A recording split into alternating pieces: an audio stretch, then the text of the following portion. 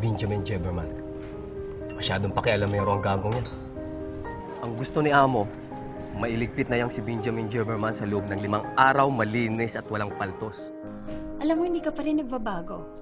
Buti naman, hindi ka natsyempohan na may kasama kang ibang babae.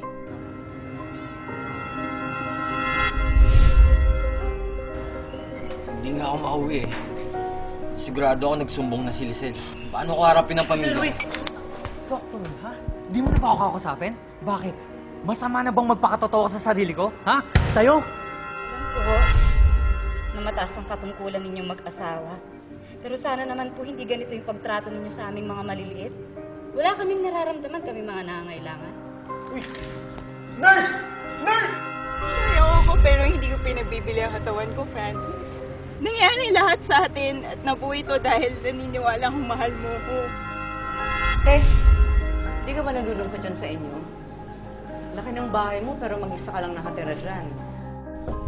Tapos sinabi ng pare, hindi mo kami dadalhin. Patay-patay. May pag-asa pa tayo. Kailangan lang natin maintindihan ang mga nangyayari sa atin. Sakit pa lang isipin wala nagmamala sa akin sa'yo. Ganitong pagkakataon mo pala malalaman kung mayroong nagmamalasakit sa'yo, no?